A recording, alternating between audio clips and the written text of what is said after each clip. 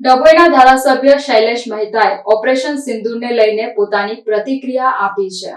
ડભોઈના ધારાસભ્ય શૈલેષ મહેતાએ ઓપરેશન સિંદૂરને લઈને પ્રતિક્રિયા આપી છે. મોકડ્રીલને લઈને ડભોઈની જનતાને અપીલ કરી છે. 7:30 થી 8 વાગ્યા સુધી ઘરનો પ્રકાશ બંધ કરી મોકડ્રીલમાં ભાગ લેવા અપીલ કરાઈ છે. ડભોઈના ધારાસભ્ય શૈલેષભાઈ મહેતા મોકડ્રીલમાં સહભાગી થવા જનતાને અપીલ કરી છે. ડભોઈ નગર અને તાલુકામાં 7:30 થી 8 વાગ્યા સુધી પ્રકાશ બંધ રાખવા અનુરોધ કર્યો હતો. ભારત માતા કી જય.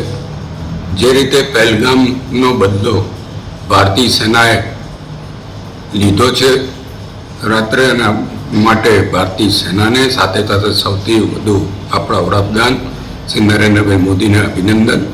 સાથે જ આજે જે મોક ડ્રીલનો કાર્યક્રમ સાંજે 7:30 થી 8 દરમિયાન રાખવામાં આવ્યો છે, હું ડભોઈ નગર, ડભોઈ તાલુકા અને ડભોઈ વિધાનસભાના નાગરિકોને વિનંતી કરું છું કે આપણે સૌ આમાં સહકાર આપીએ.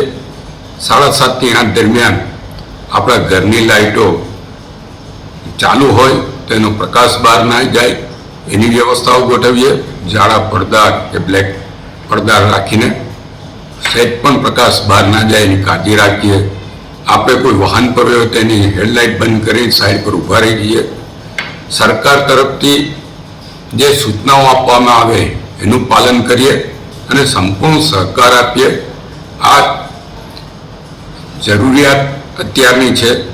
મોક ડ્રીલ મારફત આપણને યુદ્ધના સમયમાં શું પરિસ્થિતિ ઉદ્ભવે ને શું આપણે કરવું જોઈએ, સરકાર આપણને જે ટ્રેનિંગ આપી રહી છે એ ટ્રેનિંગનો આપણે લાભ લઈ શકીએ અને કોઈ ઇમરજન્સી ઊભી થાય તો કેવી રીતે લોકોને ઇમરજન્સીમાં મદદ કરવી, એ તમામ વસ્તુને ધ્યાનમાં રાખીને આપણે સૌ સરકારની જે કંઈ સૂચનાઓ હોય, તંત્ર તરફથી જે કંઈ સૂચનાઓ આપવામાં આવે એ ડભોઈ નગર અને ડભોઈ તાલુકા અને ડભોઈ વિધાનસભાના તમામ નાગરિકો એ તંત્રને જે કંઈ સૂચનાઓ એનો અમલ કરે એવી આ મારફત વિનંતી કરું છું.